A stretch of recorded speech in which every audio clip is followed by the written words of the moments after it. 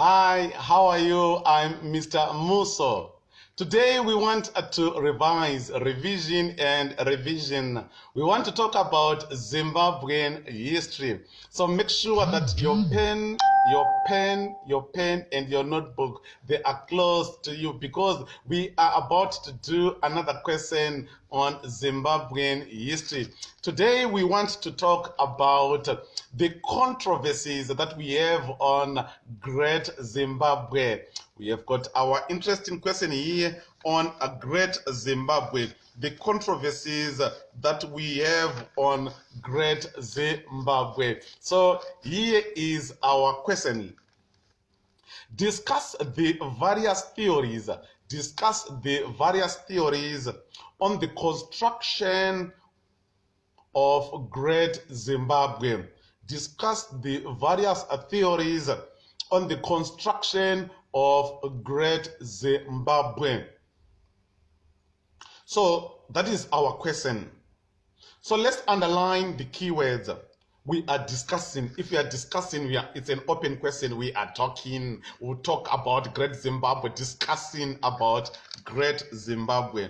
So we have got theories, construction of Great Zimbabwe. So before we discuss about this question, let me give you a brief background on Great Zimbabwe. So we see that the state which was known as Great Zimbabwe, it was founded by the Shona people. It was founded at Great Zimbabwe. They built it using stones without a mortar, and they named it Zimbabwe, houses of stones. So when they built this Great Zimbabwe, Eurocentric ideologies, they did not think that the local people, could build a great monument such as a Great Zimbabwe. So there are so many controversies, there are so many theories, so many arguments on the building of Great Zimbabwe. So we'll talk about who built Great Zimbabwe. We'll talk about when was Great Zimbabwe built. We'll also talk about why was Great Zimbabwe built. So these three now, they are going to guide us to answer this question. The who, the when, and the why. So by so doing now, we'll be talking about the theories that we have on the construction of Great Zimbabwe. Let's start with the theory on who built Great Zimbabwe. It's a controversy. There are so many arguments on who built Great Zimbabwe. Who was the person who built the great monument which we are referring to as Great Zimbabwe? Number one, let's start with Eurocentric ideologies. According to Europeans, Great Zimbabwe, it was built by the Europeans. Who were these Europeans? The Persians. Who were these Europeans? The Arabs, the Swahilis, the Portuguese, possibly the Russians, possibly the Chinese, and also possibly the Egyptians, although the Egyptians are Africans, but because of their skin, their color, possibly they were the people who could have built Great Zimbabwe. Why do we attribute the building of Great Zimbabwe to these people? It was because the Arabs, they came to trade with the local people. When they came to trade with the local people, it is when they to build the great monument which they refer to as Great Zimbabwe. So Great Zimbabwe possibly was built by these people when they came to trade with the local people. So they to build that monument which they refer to as Great Zimbabwe. Because if you go to the Arabic temples, if you go to the Arabic areas, the temples, the way they were designed, the decorations at these temples, their decorations were similar to the decorations that were found at Great Zimbabwe. So possibly Great Zimbabwe was built by the Arabs when they came to trade with the local people. If you go to Russia, we've got a similar structure, similar building that was similar to that we have in Zimbabwe, Great Zimbabwe. So possibly that building suggests that the Russians possibly came and built a Great Zimbabwe. So we've got historians who argue, who say, who support the view that Great Zimbabwe was built by the Europeans. It is also said that the Chinese, they were good in artistic work, in sculpturing. So because of their artistic work in sculpturing, they could have built Great Zimbabwe. And we see historians arguing that possibly the Chinese were responsible for the building of a Great Zimbabwe. According to some historians, they also want to argue that the Egyptians, the Arabs, they built Great Zimbabwe. Why? Because of the pyramids. The way they built their pyramids, it was so unique. So because of that now, they could have been the people who could have built Great Zimbabwe. Why? Because they built those pyramids in a unique way. Like the way Great Zimbabwe was built, it was built in a unique way. So possibly the Egyptians were responsible for the building of Great Zimbabwe. So many historians, so many archaeologists support this view that Great Zimbabwe was built by these people. Even Cecil John Rhodes, he had to look for archaeologists to temper around the information at Great Zimbabwe so that they could support the view that Great Zimbabwe was built by the Europeans. But we see that a close analysis could reveal that it was built by the Africans. Europeans, they go further and say that it was possibly built by King Solomon and Queen Sheba. The gold storage facilities that were discovered at Great Zimbabwe, they were attributed to King Solomon. The beads, the ceramics, the jewelry were attributed to Queen Sheba. So because of that now, possibly Great Zimbabwe was built by King Solomon and Queen Sheba. They say that during the time of Solomon, we see that gold was found in abundance. So possibly it was because of that now that we can also say that the gold that was found at Great Zimbabwe could have been that of King Solomon during the days of his reign, whereby gold was found in abundance. So possibly Great Zimbabwe was built by King Solomon. They also say that Great Zimbabwe, it is that city that is written in the book of Kings, which talks about a dark city, a lost city in a dark continent. This lost city that was talked about in the book of Kings was Great Zimbabwe. So that's supporting the fact that Great Zimbabwe possibly was built by King Solomon.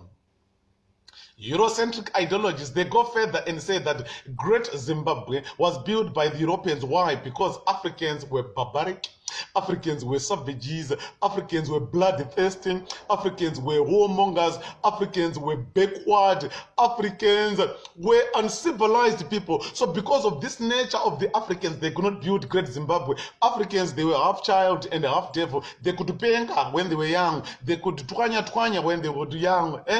Is that true? So we see that the Europeans tried by all means to justify the building of Great Zimbabwe to the Europeans, because they to dismiss anything that had to do with the Africans. Instead, they had to say that in Africa, there was no history of Africans in Africa, but there was the history of Europeans in Africa. Because the history of these people, it was associated with the killing, fighting, and so forth. So they could not build a great monument such as Great Zimbabwe. Who built Great Zimbabwe? Eurocentric theories.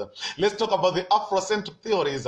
They also say that Great Zimbabwe, it was built by the Africans, but they don't specify the actual people who could have built Great Zimbabwe. They talk about the late Iron Age societies. They say that these people could have built Great Zimbabwe. They also talk about the Gokomere people. They could have also built Great Zimbabwe. They also talk about the Lemba people who were good in artistic work, in sculpturing. So because of their artistic work, sculpturing, they could have built Great Zimbabwe. They also talk about Mapungubwe.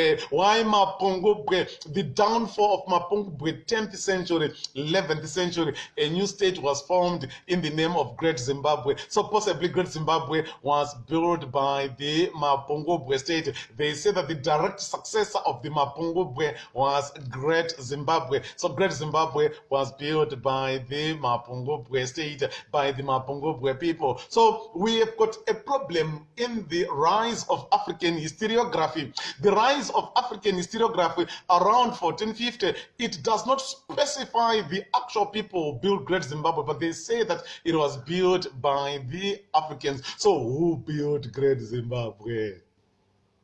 Another problem that we have is on the conical tower. Who built the conical tower? Because we've got so many reasons, so many explanations on the building of the conical tower. If you go to Great Zimbabwe, there is the great enclosure. Inside the great enclosure, there is the conical tower. Why was it built? Some say that it was a grain storage. Some say that it was a watchtower where the boys could go on top and watch their animals as they grazed. Some say that the shape of the conical tower is similar to the shape of a man, the manhood. So by so doing, it showed power and authority, since the elder wife vows stayed in the great enclosure. So it signified the power of the king.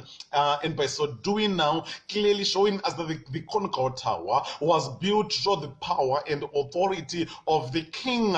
But why was it built? Was it built for power and authority? Was it built for as a grain storage? Was it built as a watchtower? We have got so many explanations. We should not have so many explanations, because there was the conical tower and it's still there. Why was it there? Grain storage, full stop. But we've got this theory, people saying so many things now. So that on its own, it brings a controversy. So who built Great Zimbabwe?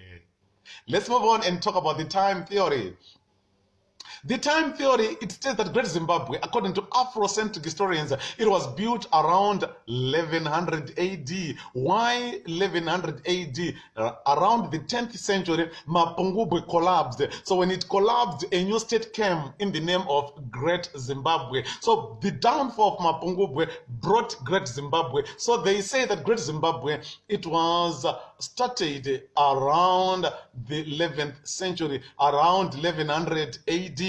But Eurocentric ideologies, they disagree with this. They say that Great Zimbabwe, it was started around 12 to 1800 AD. Some say 1220, some say 1250, but still it's between 12 to 1300 AD, somewhere there. So we don't have the actual time, the actual date when Great Zimbabwe was built. So who built Great Zimbabwe? Because we have got problems in the sense that the Eurocentric ideologies, they are giving us another date. Afrocentric theories are giving us another date. So by so doing now, it brings a controversy on the origins of Great Zimbabwe. If it was built around 1100, all these historians, they should agree. Let me give you a funny example. We have got this girl Mary.